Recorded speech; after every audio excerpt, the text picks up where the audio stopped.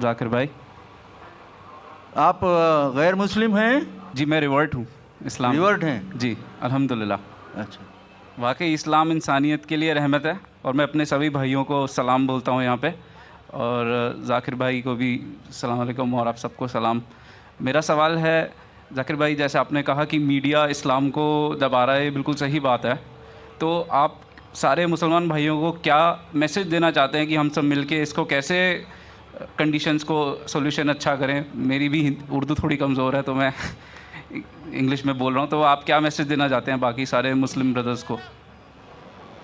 भाई साहब ने सवाल पूछा है कि जब मीडिया इस्लाम के बारे में गलतफहमी फैला रहा है, इस्लाम को बदनाम कर रहा है, तो हम मुसलमानों को क्या करना चाहिए। जैसे मैं तकरीर में कह रहा था कि हमें घबराना नहीं चाहिए। अक्सर हम घबरा जाते हैं, वी बिकम अपोलोजेटिक। हमें बाजी को पलटना चाहिए, we should turn the tables over, और मीडिया में सही इस्लाम की तालीमात पेश करना चाहिए। अफसोस की बात है कि हम मुसलमान मीडिया से बहुत दूर है। जो भी मीडिया हमारे पास है वो सिर्फ मुसलमान उसे पढ़ते या सुनते हैं। हमें मीडिया के मैदान में आना चाहिए। हम देखेंगे कि मुसलमानों का जो मीडिया है अक्सर हिंदुस्तान में उर्दू मीडिया है। उर्दू सिर्फ मुसलमान पढ़ते, कितने गैर मुसलमान पढ़ते, चाहे वो बम्बई में हो, कलकत्ता में हो या हैदराबाद में हो। जो मीडिया पे हम पॉपुलर है वो उर्दू मीडिया है जो सिर्फ मुसलमान पढ़ते हैं। अक्सर चंद स्मॉल परसेंटेज गैर मुसलमान पढ़ते हैं। उसी तरीके से जो भी हमारा मीडिया है, रेडियो ब्रॉडकास्ट स्टेशन हो या टेलीविज़न चैनल हो, हम देखेंगे मिडल ईस्ट में अरबिक है, अरबी सिर्फ मुसलमान दिखते हैं और पढ़ते हैं। हमारे पास इंटरनेशनल लैंग्वेज के चैनल होना चाहिए, मैगजीन्स होना चाहिए, न्यूज़पेपर होना चाहिए। आज इंटरनेशनल लैंग्वेज है अंग्रेज़ी।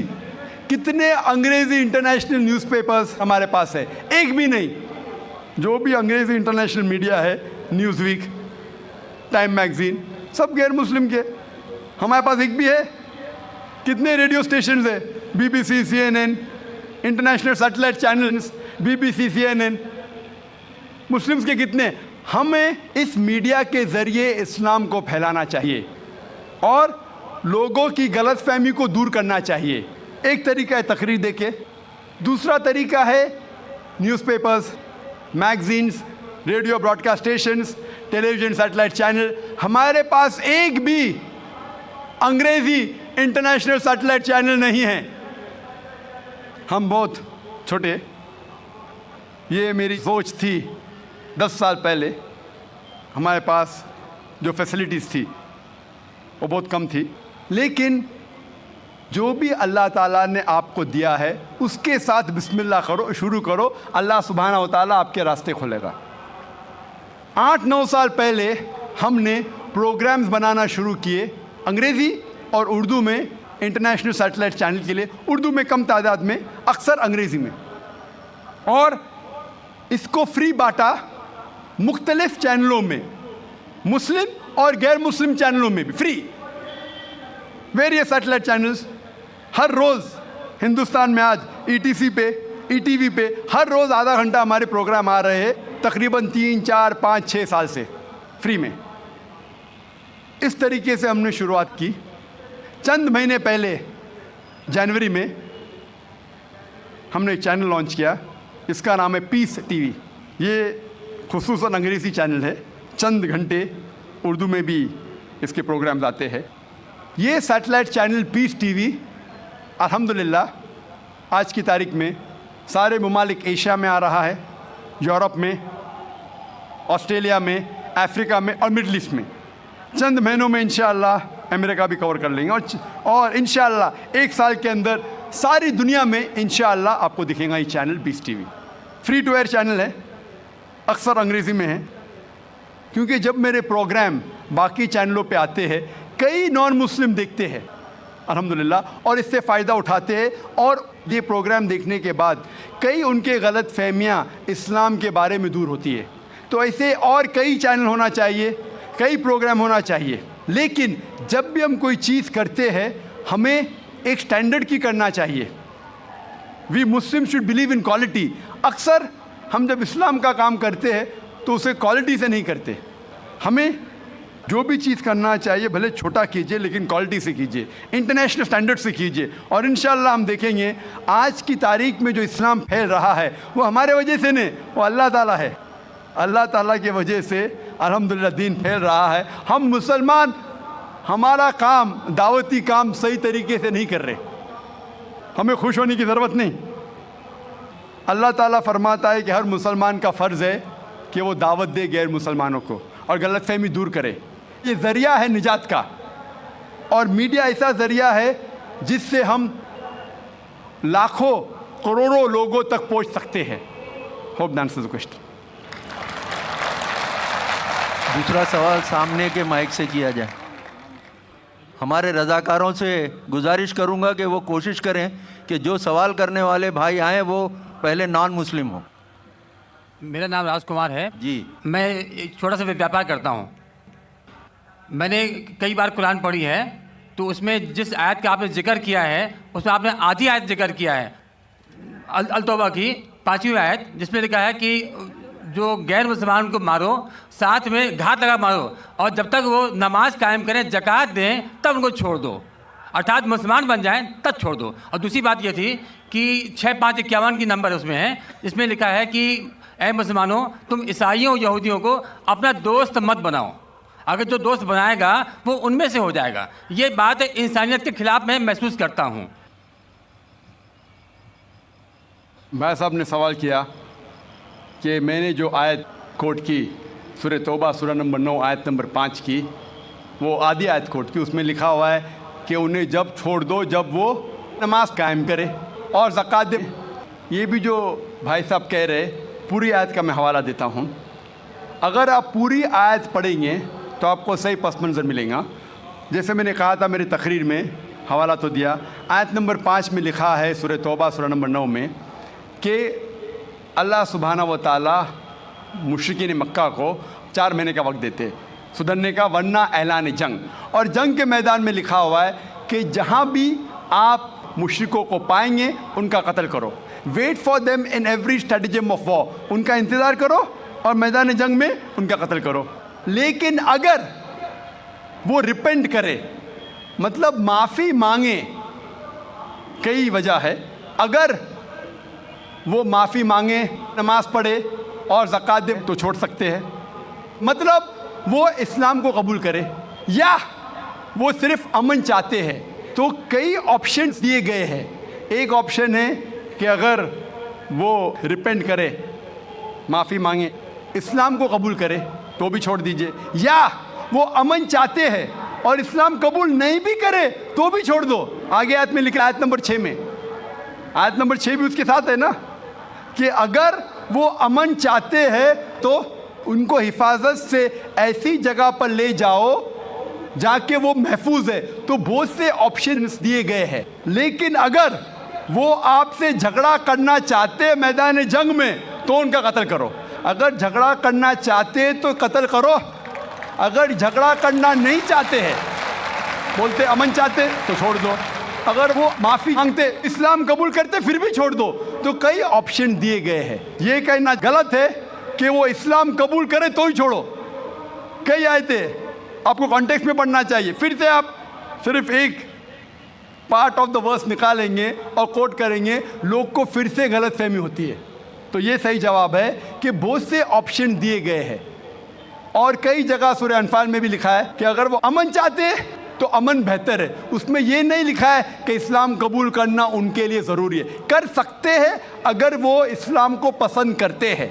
कुरान में लिखा है सूरह बकरा में सूरह नंबर 2 आयत नंबर 256 में 256, ला इक्राह फिद्दीन, इस्लाम में ज़बरदस्ती नहीं है। There is no compulsion religion, truth stands out clear from error. हक बातिल से अलग है। हक, truth is clear from error. जो हक की बात है वो गलत बात से अलहदा है। हमें हक पेश करना चाहिए। अगर वो कबूल करे तो अच्छी बात है, नहीं कबूल करे तो भी कोई बात नहीं। और कई ऐसे आयतें कुरान की, सूरह काफिरून भी है, सूरह नंबर 109 जिसमें लिखा गया है कि कह दो काफिरों से जो लोग इस्लाम को झुठलाते हैं, हम वो चीज़ की इबादत नहीं करेंगे जो आप करते हैं या जो आप चाहते हैं, ना आप उनकी इबादत करते हैं जिसको हम मानते हैं, ना हम आप जिसे कहते हैं उसकी इबादत करेंगे, ना आप करेंगे हम जिसे कहते हैं। लकुम दीनुकुम वलियद्दीन, आपके लिए आपका दीन, हमारे लिए हमारा दीन। तो हमारा फ़र्ज़ है कि सच्चाई लोगों तक पहुँचाओ। पहुँचाने के बाद अगर वो मानते हैं तो अल्हम्दुलिल्लाह, अच्छी बात है। नहीं मानते तो भी अल्हम्दुलिल्लाह, तो भी कोई बात नहीं, हमको सवाब मिलेगा, हमें हक बात करने का सवाब मिलेगा, चाहे वो माने या ना माने। तो हमारा फ़र्ज़ है कि अच्छी बातें करे, चाहे इंसान माने या ना माने। तो ये कई आयतों में आप पढ़ेंगे और पस मंज़र में देखते हैं, कॉन्टेक्स्ट में देखते हैं, तो ये लिखा है। आप कुछ सेकंड क्वेश्चन पूछे थे, आपने कुछ और भी सवाल पूछे थे, आप ज़रा 6551 नंबर जी 6551 आयत नंबर दिया था, उसका आपने जिक्र नहीं किया। 6551 जिसमें लिखा हुआ है कि ए ईमान लाने वालों, तुम ईसाइयों या यहूदियों को अपना दोस्त मत बनाओ। भाई साहब ने सवाल, ये आयत सीमित है या असीमित है? क्या ईसाइयों और यहूदियों को अपना दोस्त मत बनाओ, ये कौन सी आयत? 6551। लेकिन कुरान में लिखा हुआ है सूरह अल इमरान में सूरह नंबर 3 में 2 जगह लिखा है कि ये जो तर्जुमा कर रहे हैं कि यहूद और ईसाई को अपना दोस्त मत बनाओ, ये तर्जुमा सही नहीं है। सही तर्जुमा है कि do not make Christians and Jews your protectors in preference to believers.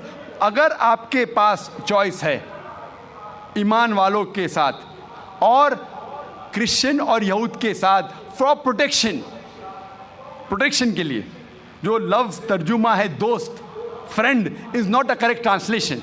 It should be do not approach them for protection, मतलब अपने आप को प्रोटेक्ट करने के लिए बनिस्बत मोमिन मुसलमान के बदले यहूद और क्रिश्चियन की तरफ मत जाओ, ये लिखा है। उसका मतलब ये नहीं कि उनसे दोस्ती मत रखो, क्योंकि कई जगह कुरान में और आयतें आते, मिसाल के तौर पे कुरान मजीद में सूरह मुमतहिना सूरह नंबर 60 आयत नंबर 8 में लिखा है कि Allah forbids you not from being just towards those काफिर, those non Muslims who do not fight your faith not drive you out of your home.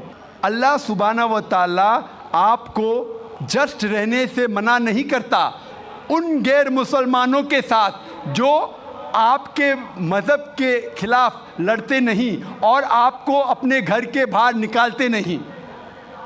और उसके आगे लिखा है, लेकिन जो गैर मुस्लिम, जो काफिर आपको आपके मज़हब के लिए लड़ते हैं, आपको अपने घर से निकालते हैं, तो उनके पास मत जाओ प्रोटेक्शन के लिए, हिफाजत के लिए।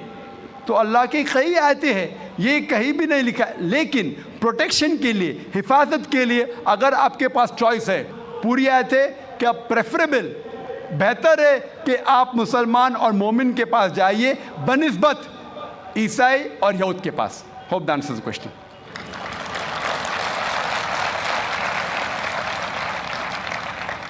बहनों के शोबे में अगर कोई नॉन मुस्लिम बहन हो तो बताएं। Assalamu alaikum. I'm Divya Sharma. My question is from Surah 2 Baqarah and verse 223. Can you please explain me these lines? Your women are your till to cultivate, so go to your till as you will, and send good deeds before you for your souls, and fear Allah. Know that you will one day meet Him. Can you please explain me this? बहन ने सवाल पूछा है सूरह बकरा की सूरह number 2 आयत नंबर 223, जिसमें बहन ने पूछा कि women are your tilth, treat them like your tilth. ये जो कुरान मजीद में कहा गया है कि औरतें आपकी खेती है, तो वैसा उनका सही तरीके से उनसे बर्ताव करो।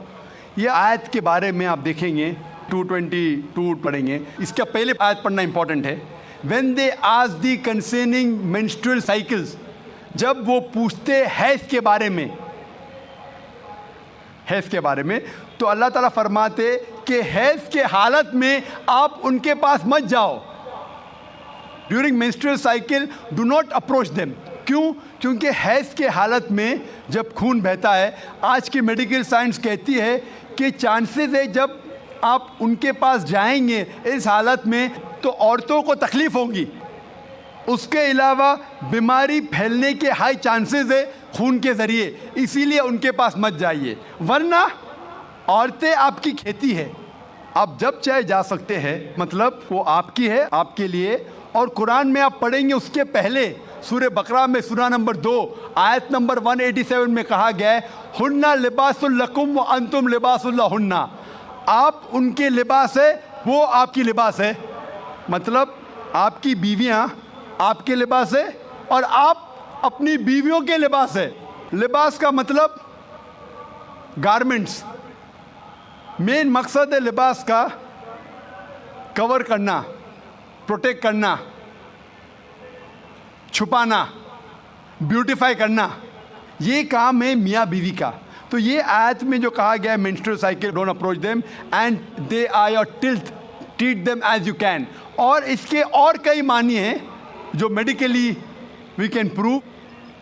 अ लैंड, जब हल चलाते हैं तो हल चलाने के लिए आपको पता है कि बैल के पीछे एक सख्त चीज़ होती है, लकड़ी। उस तरीके से आप, there are various different meaning that be careful. जो ज़मीन रहती है, it is very soft, the soil is soft. संभाल के आप ट्रीट कीजिए, संभाल के उनके पास अप्रोच कीजिए। तो कई माने हैं, कई तफसीर है, ताकि आप औरतों को ख्याल रखें और उनके साथ अच्छे तौर तरीके से पेश आइए। Hope the answer the question. सवाल इस माइक से किया जाए। आप गैर मुस्लिम हैं, नाम बताएं अपना। Hello, Assalamu alaikum, Dr. Zakir Saab. Well, I have got my friend with me. He is a non-Muslim friend who cannot speak in Hindi, but he can understand very well. So, on behalf of him, can I ask a question? हाँ, हिंदी में पूछने बोलिए okay, उनसे। okay. तो उनका ये सवाल है, मैं उनको समझाया कि he is a very cooperative person, being a Christian. तो he was first Hindu, he has later converted. Hindi में, सॉरी, ओके, उर्दू में। तो वो क्या है, पहले क्रिश्चियन थे। आपने कहा वो गैर मुस्लिम उर्दू जानता है, हिंदी जानता है, और आप सवाल पूछे अंग्रेजी में। उसको सवाल तो समझने दो, बराबर ना। आपने कहा कि वो हिंदी जानते हैं तो हिंदी में सवाल कीजिए। मेरी अंग्रेज़ी और अच्छी है माशाअल्लाह, लेकिन हम जो सवाल जवाब कर रहे हो गैर मुसलमान के लिए कर रहे, तो आप हिंदी या उर्दू में पूछिए। सर, इनका सवाल ये है कि मैंने उनको बोला कि हुज़ूर अनवर सल्लल्लाहु अलैहि वसल्लम जो है सारे आलमों के लिए आए हैं, लास्ट पैगंबर है, is a seal of profits. तो आप बोले कि मैं उनको समझाया कि बाइबल में, यानी आप ही के, मैं QTV पे प्रोग्राम्स देखता हूँ और उसी का मैं इनको समझाया। तो वो मेरे को पूछ रहे थे कि ऐसा बाइबल में किधर है कि जीसस क्राइस्ट सिर्फ क्रिश्चियंस के लिए आए, वो पूरे आलम के लिए नहीं है, जबकि पूरे दुनिया में क्रिश्चियंस है। तो सिर्फ Christians everywhere in the world. भाई साहब का सवाल है कि मैंने कहा कि जितने पैगंबर मोहम्मद सल्लल्लाहु अलैहि वसल्लम के पहले आए वो सिर्फ अपने कौम के लिए आए और सारा पैगाम महदूद था एक वक्त के लिए। तो वो ये पूछते हैं कि बाइबल में कहाँ लिखा है कि ईसा अलैहिस्सलाम सिर्फ यहूद के लिए आए थे। मैं पहले कुरान मजीद का हवाला दूंगा। कुरान में कहा गया है, सूरह अल इमरान सूरा नंबर 3 आयत नंबर 49, सूरह अल इमरान चैप्टर 3 वर्स 49, ईसा अलैहिस्सलाम बनी इसराइल के लिए भेजे गए थे। ये लिखा है कुरान मजीद में सूरह सफ़ में भी, सूरा नंबर 61 आयत नंबर 6 में कि ईसा अलैहिस्सलाम बनी इसराइल के लिए आए थे। लेकिन मैं जानता हूँ कि आप ईसाई है, कुरान मजीद में शायद नहीं माने, नो प्रॉब्लम। अगर आप बाइबल पढ़ेंगे, बाइबल में लिखा है Gospel of Matthew chapter number 10 verse number 5 और 6 में ईसा अलैहिस्सलाम कहते हैं अपने अपोस्टल से, go ye not into the way of the gentiles. Gentiles के मानी हैं नॉन जूज़, यहूद के अलावा, अगर चाहे वो मुस्लिम हो, हिंदू हो, क्रिश्चियन हो, उन्हें कहते हैं जेंटाइल्स। ईसा अलैहिस्सलाम कहते हैं अपने शागिर्दों से, अपोस्टल से, go ye not into the way of the gentiles, enter ye not into the city of the Samaritans, but rather go to the lost sheep of the house of Israel. आप गैर यहूद लोगों के पास मत जाओ, उनके शहर में मत जाओ, एंटर मत करो, लेकिन rather go to the lost sheep of the house of Israel, उनके पास जाओ जो यहूद लोग हैं, जो भटके हुए लोग हैं, तो यहूदी लोगों में से जो भटक गए हैं अपने दीन से, उनके पास जाओ। ईसा अलैहिस्सलाम फरमाते हैं गॉस्पेल ऑफ मैथ्यू में चैप्टर नंबर 15 वर्स नंबर 24 में, I have not been sent but to the lost sheep of the house of Israel, मैं नहीं भेजा गया हूँ लेकिन सिर्फ वो यहूदी लोग के लिए जो भटक गए हैं। ईसा अलैहिस्सलाम कहते हैं, तो बाइबल में लिखा हुआ है कि ईसा अलैहिस्सलाम सिर्फ यहूदी के लिए आए थे, क्योंकि ईसा अलैहिस्सलाम भी यहूदी थे, खुद भी यहूद के लिए आए थे, यहूदी लोगों के लिए आए थे, और कहा अपने साथियों से भी कि आप सिर्फ यहूदी के पास जाओ। Hope that answers the question.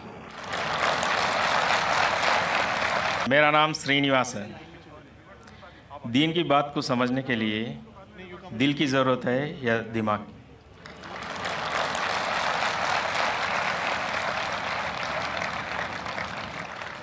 भाई साहब ने अच्छा सवाल पूछा है कि दीन को समझने के लिए दिल की ज़रूरत है क्या दिमाग की? दोनों की ज़रूरत है, दिल की भी और दिमाग की भी, दोनों का कनेक्शन है।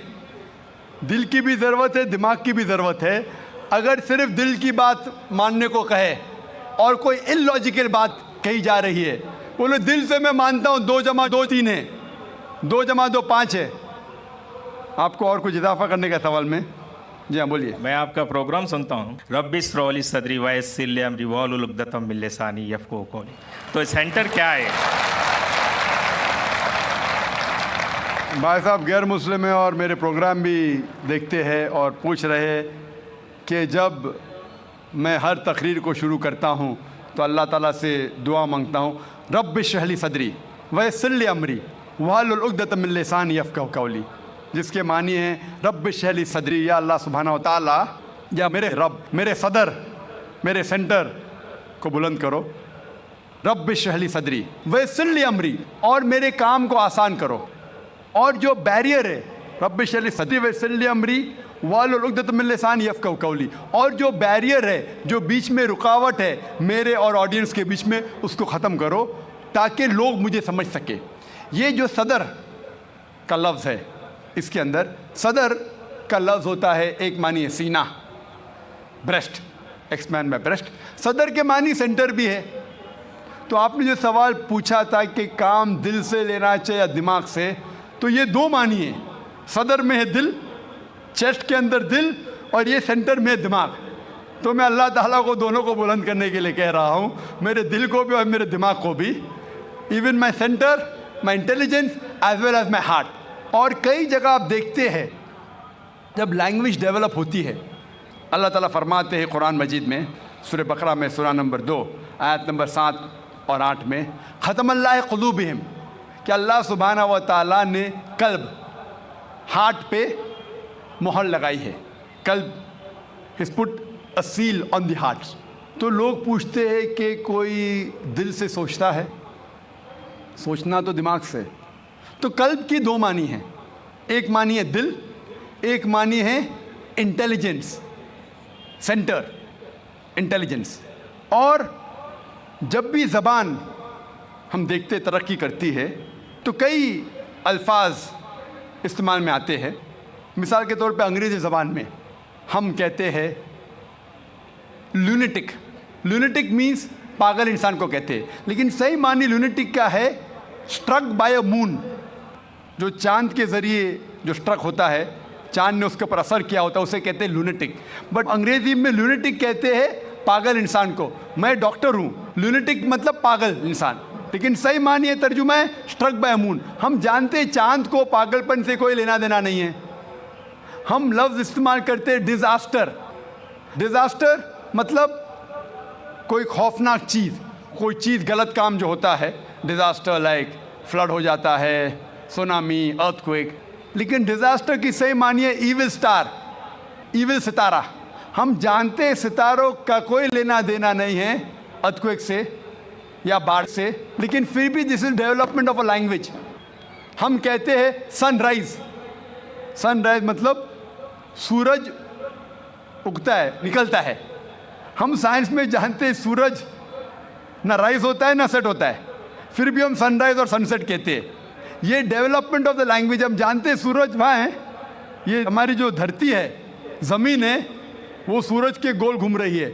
सूरज धरती के गोल नहीं घूमता। फिर भी हम कहते हैं सनराइज सनसेट। हम कहते हैं कि मैंने दिल से याद किया। याददाश्त है दिमाग में, दिल में नहीं। फिर भी हम कहते हैं हमने दिल से याद किया। कहते हैं कि नहीं? मैं आपको, I love you from the bottom of my heart, मैं दिल से आपको चाहता हूँ। चाहत दिमाग में, दिल में नहीं।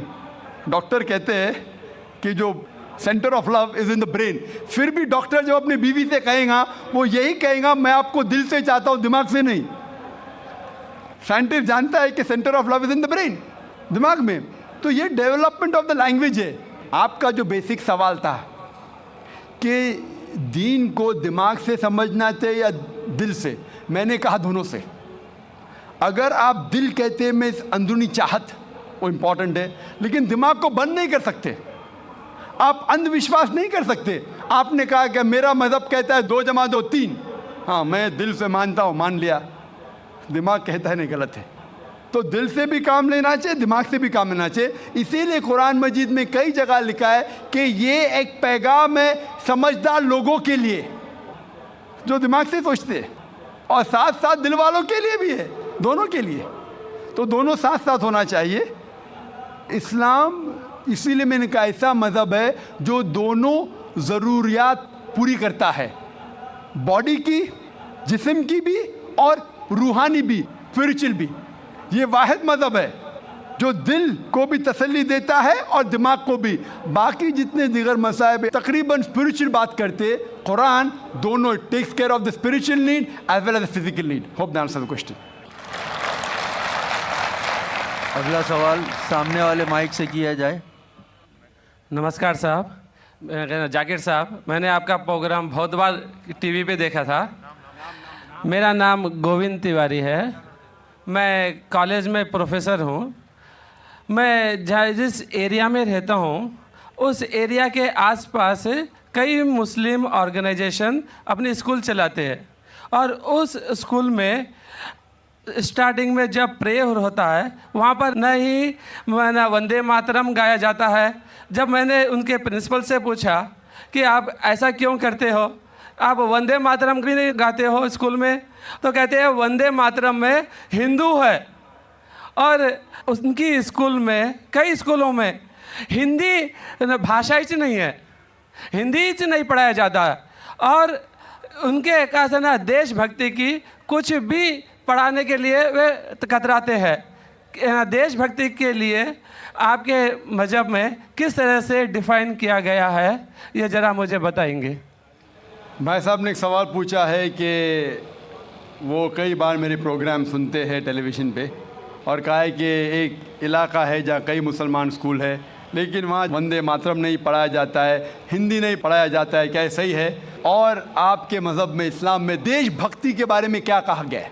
पहला सवाल कि मुस्लिम स्कूल में वंदे मातरम क्यों नहीं कहा जाता। हमें ये देखना चाहिए कि कोई भी गाना या कोई भी चीज़ आप कहते हैं, उसकी मानी क्या है। आप जब वंदे मातरम पढ़ते हैं, उसकी मानी है कि हम सिजदा करते हैं इस देश जो हमारी माता है, ऐसे कहा जाता है, और हम इसकी पूजा करते हैं। ये हमारे लिए शिर्क है, शिर्क है इस्लाम में, और गलत है हिंदुइज़्म में भी। हिंदुइज़्म में भी आपको इबादत सिर्फ करना चाहिए एक खुदा की, धरती की नहीं। तो हिंदुइज़्म में भी गलत है, क्रिश्चियनिटी में भी गलत है, इस्लाम में ही गलत है। लेकिन आम हिंदू अपने मज़हब को नहीं जानते, अपनी मजहबी किताबें नहीं पढ़े हैं, इसीलिए कोई भी आप गाना गाते हैं, अगर उसके मानी खुदा के ख़िलाफ़ है, अल्लाह सुब्हानहू व तआला के ख़िलाफ़ है, भगवान के ख़िलाफ़ है, तो ऐसा गाना गाना गलत है। आपने मुझे शुरुआत में नमस्ते कहा। नमस्ते, नमस्ते के क्या मानी है भाई साहब, आप बोल सकते हैं? नहीं पता क्या मानी है? माइक्रोफोन ऑन कीजिए ज़रा भाई साहब का। नमस्ते मतलब मैं सर झुका के मैं आपको नमन करता हूँ। हाँ, सर झुका के आप मुझे नमन करता हूँ। नमन करता हूँ, सर झुका के। सर झुका के मुझे नमन करना शिर्क है, हराम है, प्रोहिबिटेड है। आप मेरे सामने भी सर नहीं झुका सकते, चाहे आप मुझसे मोहब्बत करते हैं, चाहे आप मेरी इज्जत करते हैं, फिर भी आप मेरे सामने सर नहीं झुका सकते। सर झुकाना चाहिए तो सिर्फ खुदा के सामने, अल्लाह के सामने, और मैं खुदा नहीं हूँ। आप जानते हैं, आप मेरी इज्जत कर सकते हैं, मेरी बात जो मैं कहता हूँ उसके ऊपर अमल कर सकते हैं, लेकिन आप मेरे सामने सर नहीं झुका सकते। इसीलिए मैं जवाब में आपको कहूँगा अस्सलाम वालेकुम, आप पे सलामती हो, आप पे सलामती हो। आप समझे ना, मैं आपके सामने झुक नहीं सकता हूँ। ये सिर झुकेगा तो सिर्फ अल्लाह के सामने, सिर्फ खुदा के सामने। तो आपने बड़प्पन में मुझे कहा, लेकिन अगर गलत चीज़ कहा तो मैं वापस से जवाब नहीं दे सकता हूँ, क्योंकि मैं जानता हूँ जो लोग नहीं जानते वो ऐसे हरकत कर सकते हैं। मिसाल के तौर पे 1 महीना पहले मैं जब बॉम्बे एयरपोर्ट पे था तो एक औरत, हिंदू खातून, मुझे पूछी कि आप डॉक्टर जाकिर नाइक है? आयु डॉक्टर जाकिर नाइक? मैंने कहा जी हाँ। ओ, मैं आपका रोज़ प्रोग्राम देखती हूँ, मैं दुबई से 25 साल के बाद बम्बई में आ रही हूँ, 25 साल के बाद हिंदुस्तान में आ रही हूँ। उसके सिर पे टीका था, हिंदू औरत थी, बोलती मैं आपके प्रोग्राम देखती हूँ और बहुत अल्हम्दुलिल्लाह तारीफ़ करने लगी। सारी तारीफ़ अल्लाह की है, मैं कुछ भी नहीं हूँ। और फिर कहने लगी कि मैं तुम्हारे पैर छूना चाहती हूँ। मैंने कहा कि ये गलत है, शिर्क है। तो बोले क्यों? वही जवाब मैंने दिया, आप जो भी कहो मैं आपकी बात मानूंगी। तो मैंने कहा आप कुरान मजीद पढ़िए, कुरान मजीद पढ़िए और इसके ऊपर अमल कीजिए। और मैंने तकरीर दी है similarities between Islam and Hinduism, Islam और हिंदुइज्म में यकसानियत, और साबित किया है कि हिंदुइज्म में भी लिखा है कि आप सिर्फ एक ईश्वर की इबादत करना चाहिए, जितने ऋषि आने वाले उनमें मानना चाहिए, और मोहम्मद सल्लल्लाहु अलैहि वसल्लम में भी। तो आपको अगर कुरान और वेदा पे अमल करना चाहिए जो यकसा है, आपको एक खुदा में मानना पड़ेगा और आखिरी पैगंबर मोहम्मद सल्लल्लाहु अलैहि वसल्लम पर। आपका और एक सवाल था कि हिंदी क्यों नहीं पढ़ाई जाती है, हिंदी मुस्लिम स्कूल में क्यों नहीं पढ़ाई जाती है? कुछ स्कूल में हो सकता है, लेकिन मेरे हिसाब से अक्सर स्कूल में हिंदुस्तान में हिंदी पढ़ाई जाती। जो स्कूल मैंने कायम किया हूँ, इस्लामिक इंटरनेशनल स्कूल, उसमें भी हिंदी पढ़ाई जाती है।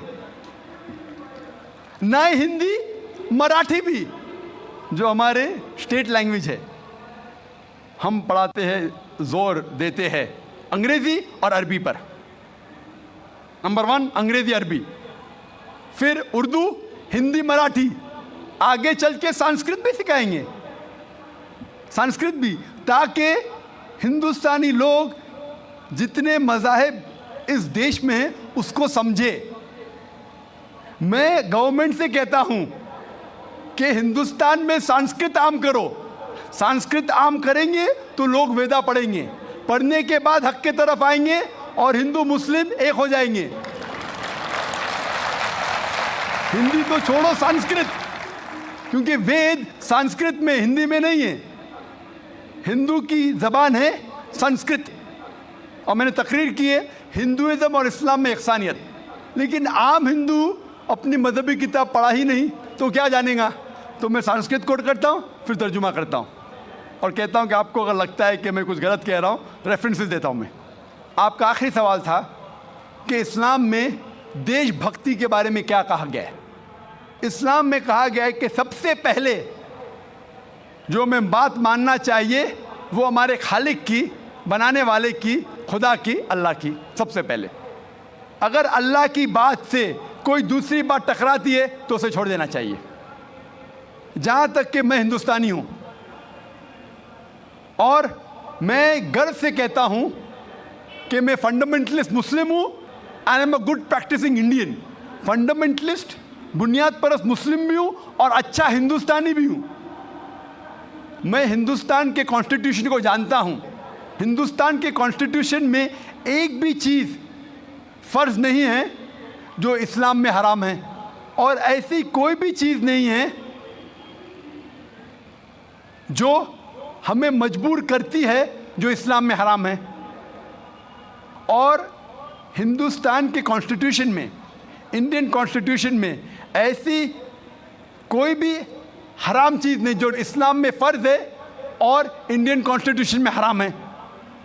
तो मैं दोनों को साथ में लेके चलता हूँ, लेकिन अगर टकराव होगा, मेरे हिसाब से I can be a very good Muslim and a good Indian. मैं अच्छा मुसलमान भी हूँ और अच्छा हिंदुस्तानी भी हूँ, लेकिन अगर आगे चल के, अभी तो कोई टकराव नहीं है, लेकिन अगर आप ऐसे देश में हैं जो देश का कानून अपने खालिक के कानून से टकराता है, तो खालिक का कानून ऊंचा है, खालिक का कानून ऊंचा है, खुदा का कानून ऊंचा है, अल्लाह का कानून ऊंचा है, फिर आता है देश। देश ने हमें, ठीक है, ये देश में हम जीते हैं, देश हमारे लिए फैसिलिटीज़ देता है, लेकिन हमें जान किसने दी? देश ने या खालिक ने? खुदा ने दी। ये हवा जो है, ये हवा के बिना 5 मिनट भी आप जिंदा नहीं रह पाएंगे। कितना? 5 मिनट भी नहीं जिंदा रह पाएंगे। किसने दी? देश ने या अल्लाह ने? खुदा ने। देश ने भी हमारे लिए अच्छे काम किए। मैं देश के खिलाफ नहीं हूँ, मैं भी देशभक्त हूँ। देशभक्त के मानी क्या? अगर आप बोलते देशभक्त मतलब देश की इबादत करना, तो मैं देशभक्त नहीं हूँ। अगर देश की तरक्की चाहता हूँ, हाँ मैं हूँ देशभक्त। तो देशभक्त की मानी क्या इंपॉर्टेंट है। अगर देशभक्त मतलब देश की इबादत करना, तो ये गलत है। इबादत सिर्फ मैं खालिक की करता हूँ, अल्लाह की करता हूँ, खुदा की करता हूँ, लेकिन देश की भलाई चाहता हूँ। अगर वो देश कोई कानून लागू कर रहा है, वो शरीयत के अंदर है, खुदा के कानून के दायरे के अंदर है, तो मैं उनके साथ हूँ। कई चीज़ें इस्लाम में मुबाह है, ऑप्शनल है, और अगर देश उसे कहता है कि करो, तो मैं करूँगा। लेकिन अगर कोई देश, चाहे वो अमेरिका हो या यूके हो, वहाँ का कानून अगर इस्लाम के ख़िलाफ़ है, तो मैं उस देश के कानून के ख़िलाफ़ जाऊँगा, क्योंकि मैं सबसे पहले मोहब्बत करता हूँ खालिक से, खुदा से, अल्लाह से, फिर अपने देश से। तो जहाँ तक के देश का कानून खालिक के कानून से नहीं टकराता है, हमें उस कानून पे अमल करना चाहिए। और मेरे नज़रिए से एक भी हिंदुस्तान का कानून मुझे मजबूर नहीं करता है इस्लाम के ख़िलाफ़। इसीलिए मैं कहता हूँ I am a very good practising Muslim, fundamentalist Muslim, at the same time a very good practising Indian. Hope that answers the question. अब चूँकि हमारे पास वक्त बहुत कम है, लिहाजा हम ज़्यादा से ज़्यादा और 2 सवालात रख सकते हैं या 2 राउंड पूरे कर सकते हैं इंशाल्लाह। तो हमारे ख़वातीन के शोबे में कोई अगर गैर मुस्लिम बहन है तो फ़ौरन सवाल करें। No non-Muslims here. अच्छा, हमारे यहाँ कोई भाई हैं गैर मुस्लिम?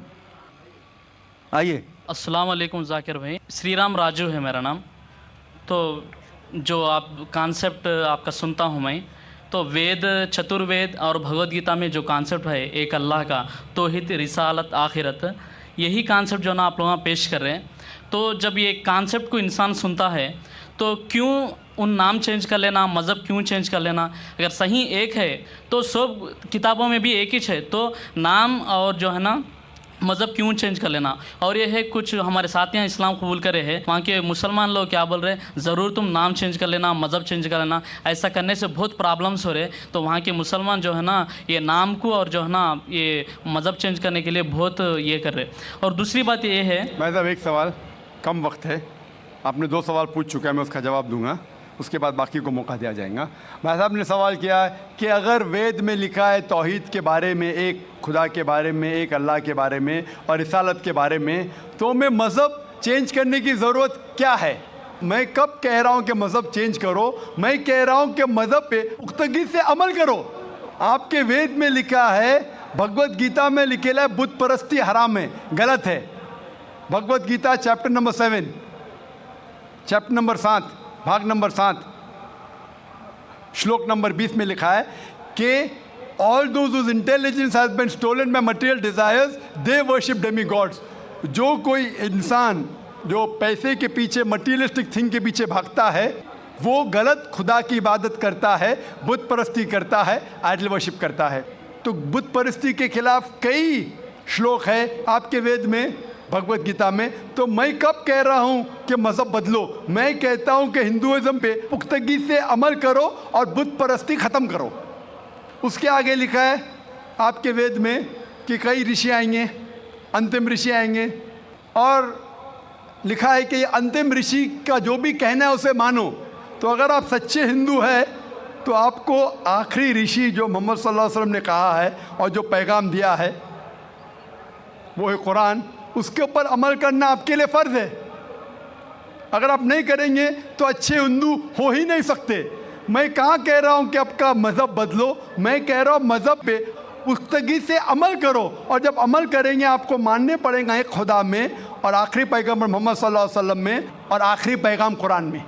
ये लिखा है क्रिश्चियन किताब में, जूइश किताब में, हिंदू किताब में भी। आपने कहा नाम बदलना ज़रूरी है, नाम बदलना ज़रूरी नहीं है। नाम से कोई मुसलमान नहीं बन जाता। मोहम्मद, जाकिर, सुल्तान, अब्दुल्ला अमल से बनता है, अमल से। अगर आप अपनी सारी रज़ा अल्लाह खुदा के हवाले करते हैं उसे कहते हैं मुस्लिम। आप अपना नाम बदलने से जाकिर, अब्दुल्ला, सुल्तान, शाकिर से मुस्लिम नहीं बन जाते। मुस्लिम बनते हैं आपकी सारी रज़ा अल्लाह के हवाले करना, फिर आप मुस्लिम बनते हैं। हिंदू के मानी क्या? Hindu is a geographical definition, geographical Ellaquai एतबार से डेफिनेशन है। जो कोई इंसान, जो कोई शख्स इंडस वैली के इर्द गिर्द रहता है, in the land of Indus valley, जो इंसान सिंधु नदी के आसपास रहता है उसे कहते हैं हिंदू। ये लफ्ज़ हिंदू सबसे पहले इस्तेमाल किया गया था अरबों ने जब इस देश में आए, तो हिंदू लफ्ज़ सबसे पहले इस्तेमाल किया था अरबों ने। तो जोग्राफिकली जो भी शख्स इस देश में रहता है उसे हिंदू कहते।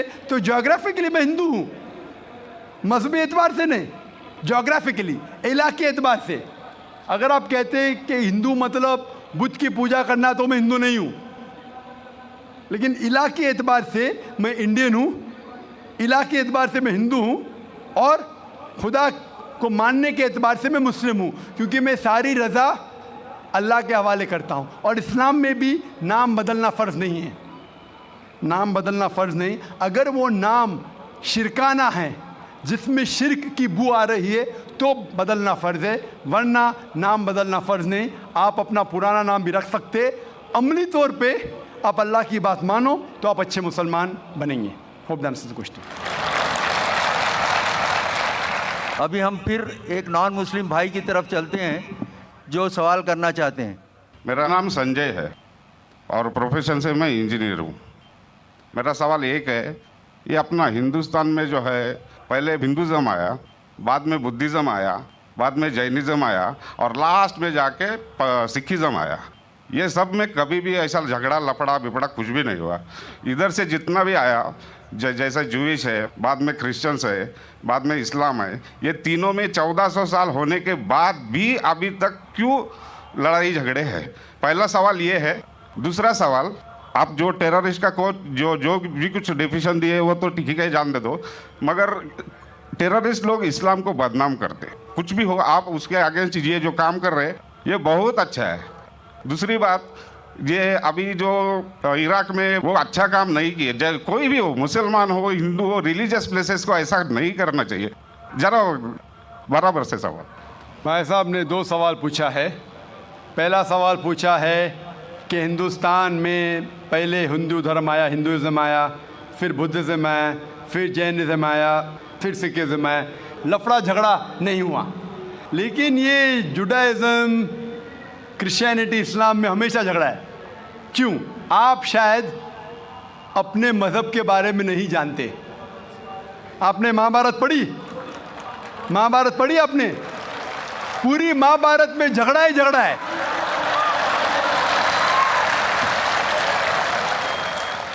बाकी मज़हब के नहीं, अपने आपस में। अगर आप पढ़ते महाभारत, जो एक स्मृति है जो मैं पढ़ चुका हूँ, उसके अंदर कज़न्स, रिश्तेदारों के बीच, पांडव 5 और कौरव 100 झगड़ा होता है। महाभारत में झगड़े के बारे में जितने वर्सेस है, कुरान मजीद से कई गुना ज़्यादा।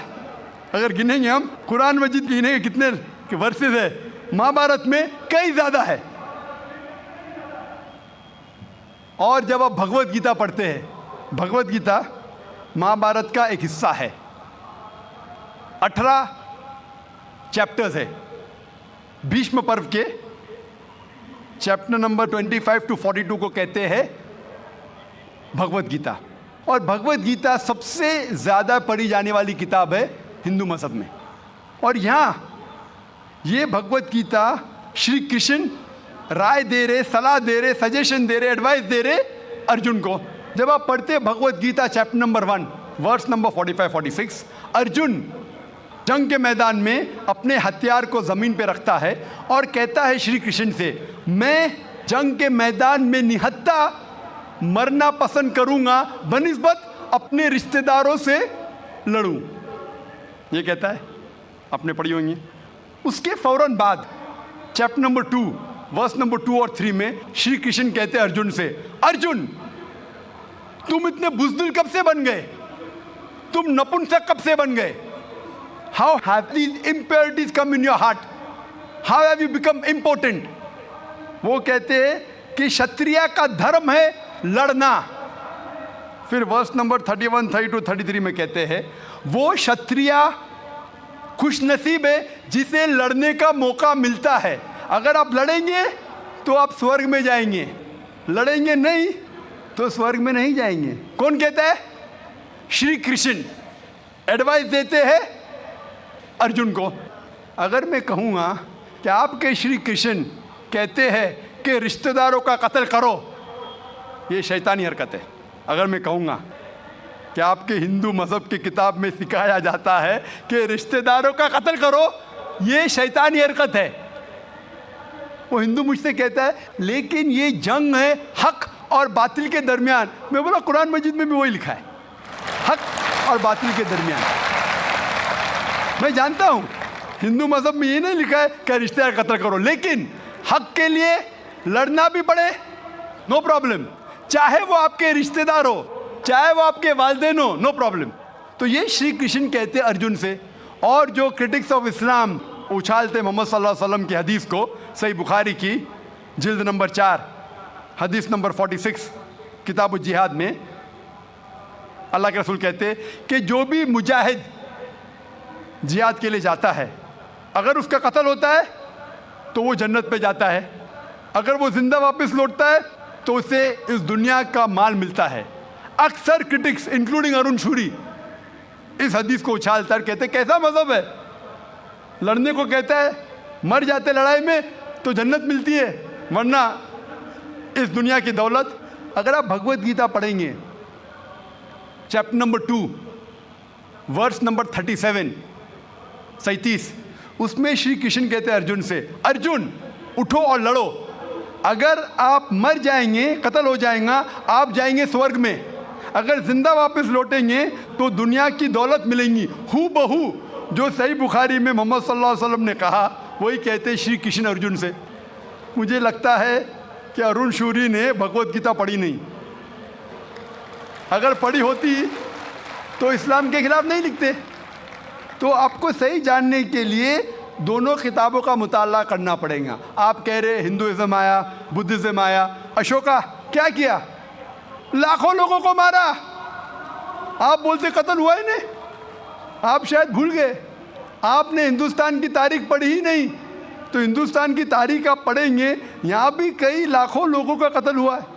ना ही सिर्फ महाभारत के अंदर लिखा है, आप देखेंगे अशोका फिर वो दुनिया को त्याग करता है और फिर वो संत साधु बन जाता है, लेकिन पहले तो कत्ल किया किसने? तो आप देखेंगे हिस्ट्री में यहाँ भी कत्ल हुआ, जुडाइज़म में भी है, क्रिश्चियनिटी में भी है, इस्लाम में भी है। जहाँ भी आप देखते कुछ जगह जो झगड़ा हुआ, लड़ाई हुई, वो हक और बातिल के दरमियान, सही है। और कई जगह आप देखेंगे मासूम लोगों का कत्ल किया गया। आप जानते हैं in the history of the world, in the name of religion, मज़हब के नाम पे जो सबसे ज़्यादा कत्ल किए वो क्रूसेडर्स ने, ईसाईयत के नाम पे लाखों लोगों को कत्ल किया, ईसाईयत के नाम पे।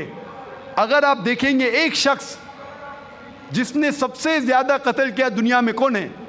सबसे ज़्यादा कत्ल किसने किया दुनिया में? हिटलर। हिटलर जूस का कत्ल किया, 6 मिलियन, कितने?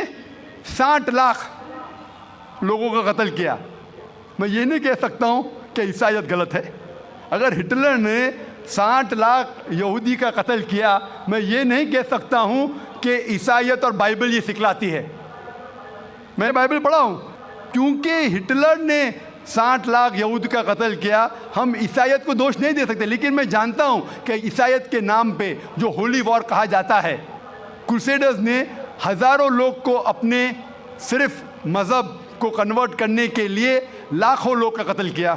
तो आप देखेंगे कई तारीख है, हिंदुस्तान में है, हिंदुस्तान के बाहर भी है, हिंदुइज़्म में भी है, बुद्धिज़्म में भी है, आप देखेंगे क्रिश्चियनिटी में भी है, इस्लाम में भी है। लेकिन जब टकराव होता है हक़ और बातिल का, तो हक़ के लिए बातिल के ख़िलाफ़ हमें लड़ना ज़रूरी है।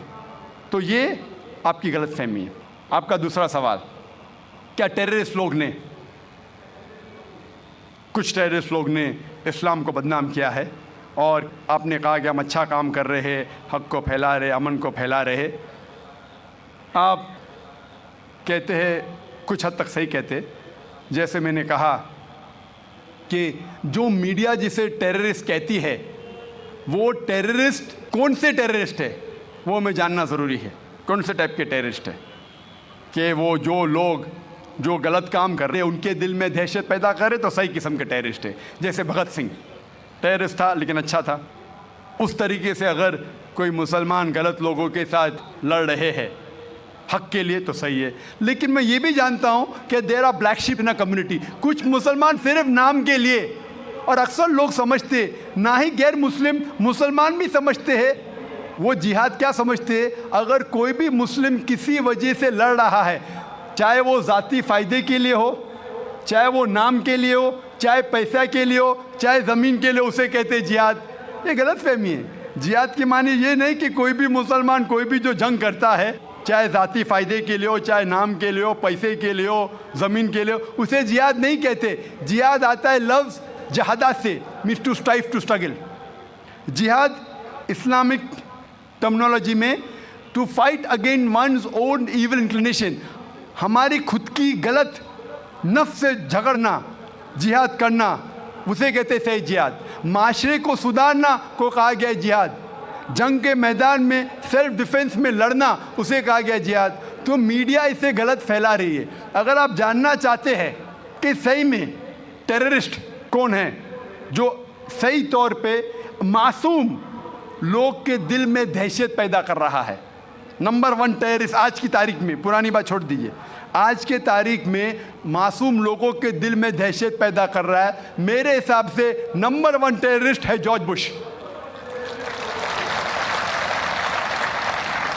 आप जानते हैं कि सबसे ताकतवर मुल्क यूएसए, सबसे कमज़ोर मुल्क अफ़गानिस्तान पे बम फेंक रहा है। ये क्या मर्दानगी है क्या? इसे मर्दानगी कहते, बम फेंक रहा है ऊपर से, और हम देखते हैं किसके लिए इल्ज़ाम लगाते बिन लादेन पे। मैं बिन लादेन का दोस्त नहीं हूँ, मैं ये नहीं कहता हूँ बिन लादेन अच्छा है कि बुरा है। ओसामा बिन लादेन को मैं मिला नहीं हूँ, मैं जानता भी नहीं हूँ, तो ये मैं नहीं कहता हूँ कि ओसामा बिन लादेन टेररिस्ट है क्या नहीं। लेकिन अगर मान भी लो, जितने प्रूफ है सब गलत है। अफ़गानिस्तान बोलती है यूएसए से, आप हमको प्रूफ दो, वो प्रूफ देते मुशर्रफ को, टोनी ब्लेयर को। प्रूफ मांग रहे अफ़गान लोग, दे रहे मुशर्रफ को, टोनी ब्लेयर को। ये किधर का इंसाफ है? क्योंकि उनके पास प्रूफ है ही नहीं। अगर मान भी लो बहस के तौर पे, फॉर सेक ऑफ आर्ग्यूमेंट, अगर एक शख्स ने ऐसा गलत काम किया, आप एक शख्स के लिए क्या सारे देश के ऊपर बम डाल सकते? 1000 लोग का कत्ल कर रहे, क्या हक है उनको? फिर जाते इराक के पास 1000 लोग को मारते। मैं ये नहीं कहता सद्दाम हुसैन अच्छा इंसान है, मैं ये नहीं कहता हूँ, मैं जानता हूँ काफ़ी गलतियाँ की, लेकिन जो इराकी लोग सद्दाम हुसैन के टाइम पे जो उनको तकलीफ़ हो रही थी, अभी उससे कई ज़्यादा हो रही है, कई ज़्यादा। कौन कर रहा है? George Bush. ये तो मैंने 5 साल पहले कहा था ऑस्ट्रेलिया में, जब मुझे अमेरिकन कॉन्सुलेट ने पूछा था सवाल कि do you consider Osama bin Laden terrorist, तो मैंने उस वक्त कहा था, चंद महीने बाद, 2-3 महीने बाद, 11 सितंबर के बाद, I consider number 1 terrorist to be George Bush, और हेडलाइंस में आया था। आज तो कई लोग कहते हैं कि जॉर्ज बुश टेररिस्ट नंबर 1 है। अमेरिका में भी जब एक सर्वे हुआ था, एक प्राइवेट ऑर्गेनाइजेशन ने सर्वे की थी यूएसए में, जानने के लिए 3 नाम दिए उनने। कौन सबसे बड़ा टेररिस्ट है? Osama bin Laden, Saddam Hussein या जॉर्ज बुश? नंबर 1 हमेशा जॉर्ज बुश है। गैर मुस्लिम भी कहते हैं सबसे नंबर 1 टेररिस्ट है जॉर्ज बुश।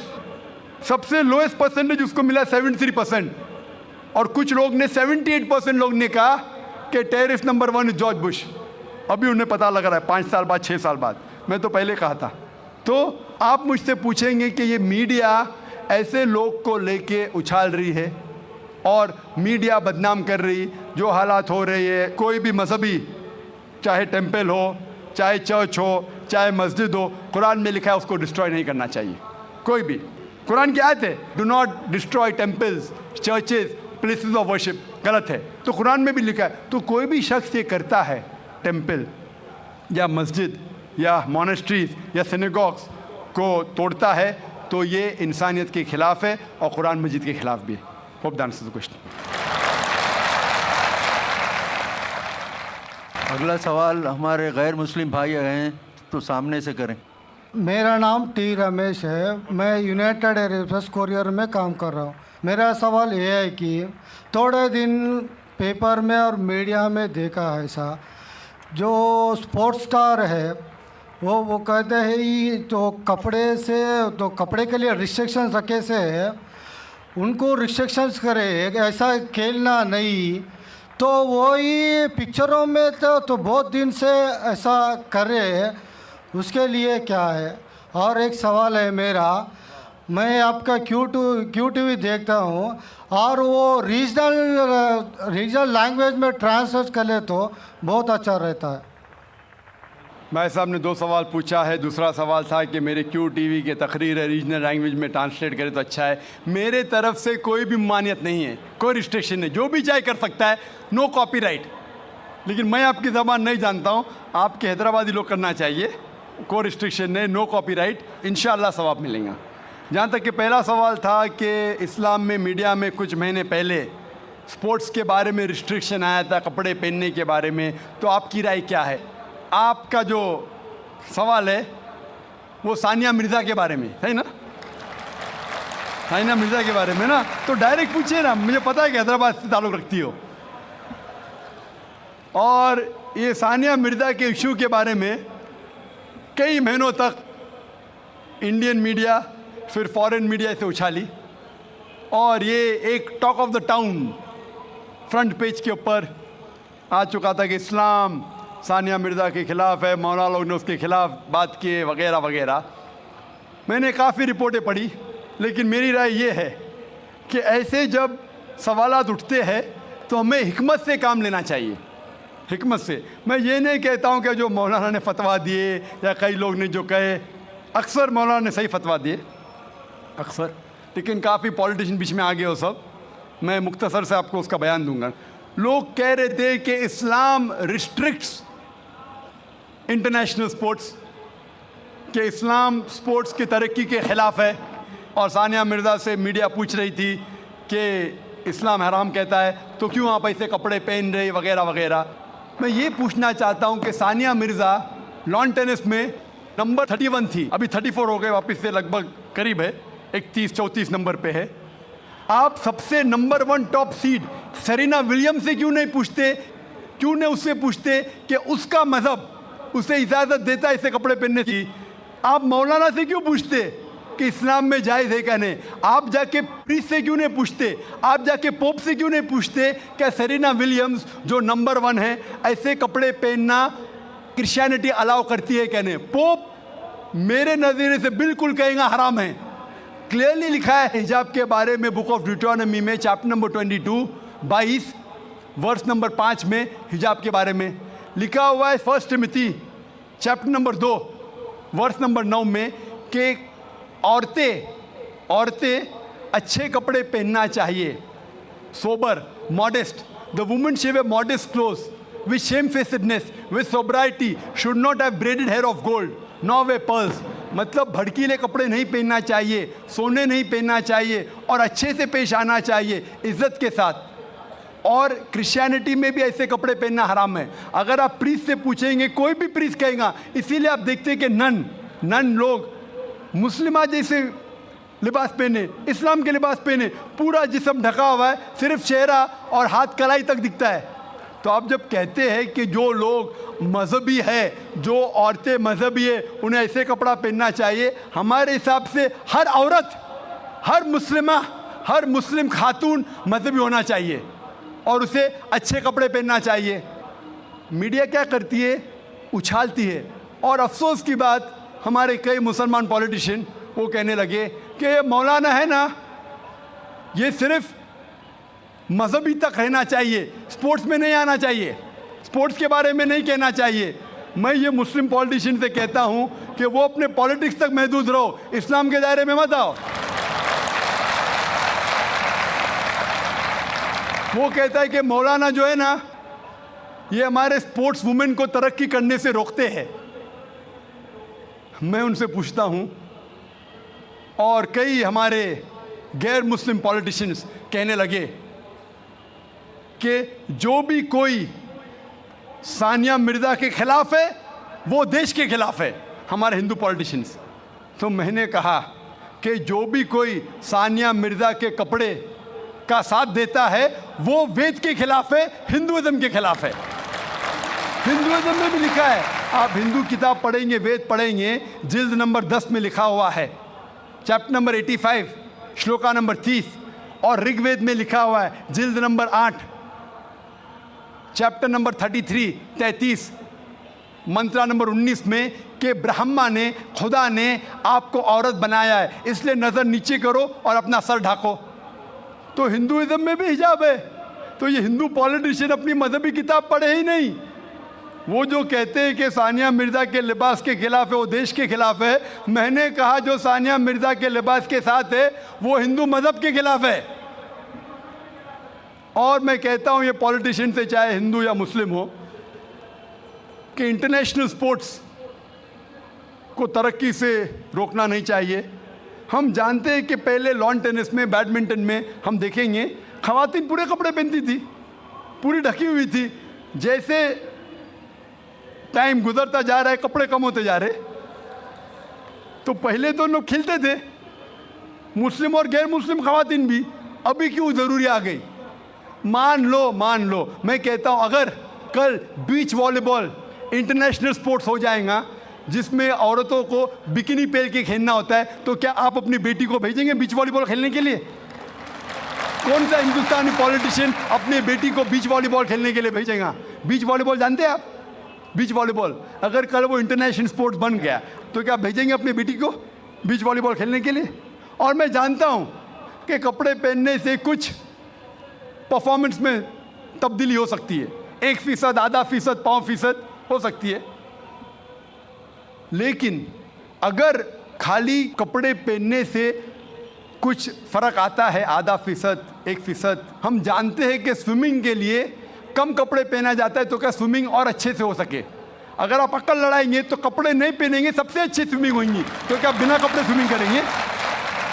आप बोलेंगे नहीं, ये मेरी हिजाब का महदूद, मेरी मॉडेस्टी है, इतना पहनना, बिकिनी पहनना। आपकी मॉडेस्टी, हमारी मॉडेस्टी है कि सतर ढका हुआ होना चाहिए। आपका लेवल ये है, हमारा लेवल वो है। लेकिन अगर आप सचमुच हिकमत जानते तो कपड़े मत पहनो ना, क्यों कपड़े पहनते? आप देखेंगे कहाँ होता है, ऐसा नहीं होता है। तो इसीलिए हमें मीडिया की बाजी उल्टी करना चाहिए। जब मुझे पूछा गया था कि सानिया मिर्ज़ा ऐसे कपड़े पहनती है, क्या सही करती है, तो मैंने कहा आप सानिया मिर्ज़ा को फ़िलहाल आप ये देखिए कि कई मुसलमान क्रिकेटर्स चाहे वो हिंदुस्तान के लिए खेल रहे या चाहे पाकिस्तान के लिए खेल रहे, नमाज के वक्त नमाज भी नहीं पढ़ते, जुम्मा नमाज भी नहीं पढ़ते। सही हदीस में आता है कि काफिर और मुस्लिम के दरमियान जो फ़र्क है वो नमाज है, सलाह। कम से कम सानिया मिर्ज़ा नमाज तो पढ़ती है, सलाह तो पढ़ती है, अल्हम्दुलिल्लाह। हो सकता है कल वो कपड़े भी अच्छे पहनेंगी इंशाअल्लाह, क्यों नहीं? तो मैं कहता हूं कि जो ये मुसलमान क्रिकेटर्स सानिया मिर्ज़ा से और बड़ा हराम कर रहे, सानिया मिर्ज़ा से बड़ा हराम कर रहे, कम से कम नमाज तो पढ़ती है, उसके लिए हमें उसका साथ देना चाहिए। अगर कुछ गलती कर रही है हमें उसके साथ हिकमत से पेश आना चाहिए, और कहना चाहिए अल्लाह ताला उन्हें इंशाअल्लाह हिदायत देंगे, कम से कम नमाज़ तो पढ़िए। हो सकता है चंद महीने बाद या चंद साल बाद हो सकता है कि अल्लाह ताला उसे हिदायत देगा, वो कपड़े भी अच्छे पहनेंगे। और मैं जानता हूँ कि परफॉर्मेंस में शायद आधा फीसद 1% हो सकता है कि लंबे कपड़े पहनने से परफॉर्मेंस में कमी हो, लेकिन जब अल्लाह का साथ है तो परफॉर्मेंस में कितनी तरक्की होंगी। अल्लाह ताला फरमाते सूरह इमरान में सूरह नंबर 3 आयत नंबर 160 में कि if Allah forsakes you none can help you, अगर अल्लाह आपका साथ छोड़ दे तो कोई भी आपकी मदद नहीं कर सकता, और अल्लाह अगर साथ दे तो कोई भी आपको हरा नहीं सकता। तो इसीलिए मोमिनों से अल्लाह पे भरोसा रखने के लिए कहिए। तो हो सकता है जानिया मिर्ज़ा इंशाअल्लाह कुछ दिन बाद, चाहे हफ्ते हो या महीने हो या साल हो, हम अल्लाह से दुआ करते कि अल्लाह उसे हिदायत दे और वो कपड़े भी अच्छे पहने और इंशाअल्लाह तरक्की भी करे। होप